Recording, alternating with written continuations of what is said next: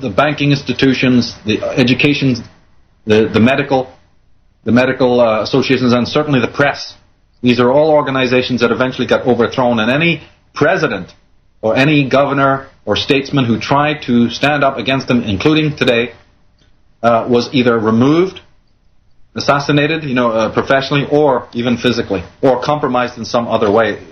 And their own henchmen, their own filthy creatures that took their pay, a lot of them like a Winston Churchill or even a Richard Nixon, who may have started off as a conservative, as somebody who kind of knew what was going on, were turned. They were forced to turn to serve the Brotherhood. Absolutely. If someone came up to you and said, Michael, what is the Illuminati? Where did the Illuminati come from, and who are they today? How would you break that down to someone? How would you describe the Illuminati in your words? Well, I would say that they are people who are in control of all of the various institutions and organizations of the world, that they are pretty much identical with the Jesuit movement, but that does not mean that they're Catholic. This is another smokescreen, because the people behind the Jesuits, who are the Illuminati, work through various political organizations, have done so since the 1500s, and also through religious organizations. It's through religion and politics that they work their way. And so I would then try to show, like I do in my books, the very thing you're talking about is what I actually do professionally, is try to awaken people to this very fact. And so in my literature I try to point out there's a timeline, there's a history. That history involves even the poisoning of the human race through various substances like caffeine and opium. You see that these people are the orchestrators of various wars, and that they are the people who have created what we know as our history. The movement of history is not just the chronology of kings and queens and princes and dukes and various wars and conflicts. The history is the history of this hidden hand. It basically is the history of colonization. It's not the history of the average person.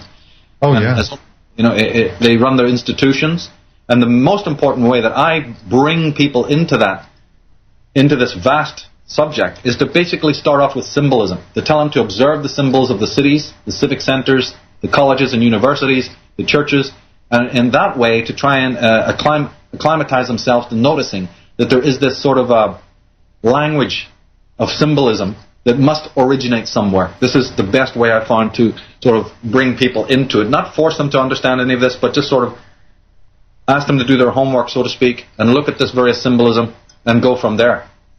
Absolutely. When you look into the Illuminati, you can clearly see that there's a Jesuit influence.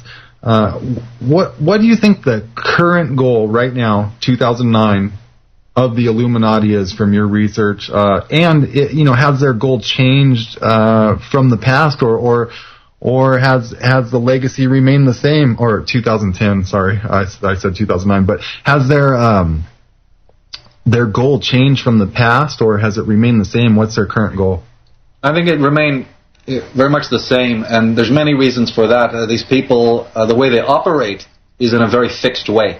I've often spoken about the hierarchical models that they prefer to use in every instance, starting with these fraternity systems, which are hierarchical, all the way up to much more sophisticated versions of hierarchical thinking. But hierarchical thinking is fixed thinking. And therefore, that's one of the reasons why when they do things, their policies, their plans, it's also a way to keep control over even their own members, don't forget, because there's always a tendency to have fallout amongst their own members. They've also known this as well. So the hierarchy works for them, and the fixity works well. But then as you're talking about plan, the plan is going extremely well. I mean, they have made amazing progress in controlling people. The human being is now at such an extreme state of selflessness, altruism, and control that he is no longer the owner of his own consciousness. And in fact, he's identified, another way of looking at it, is that he's identified with his controller. Because I've always emphasized in my work that control and, the master-slave thing is a relationship. I've gone into this a lot this year particularly, but I've always spoken about it. And that it's a relationship. It's not just about somebody jackbooting you and coercing and forcing you to do something against your will. It's about them offering you a certain amount of stuff after gutting you of your selfhood, and then you doing the rest. It's a 50-50 relationship. So in that regard, if you look at things psychologically, the colonization is of consciousness. And they've done a remarkable job, and they're very successful at what they do. So I would say that, they're overwhelmingly successful. Having said that, I'd say that it's always good to see people who now have, for whatever reason, awakened up to a lot of this. Absolutely. We're going to break. When we come back, we're going to get into this a little more with Michael Cesarian, our guest, right here on the Intel Club.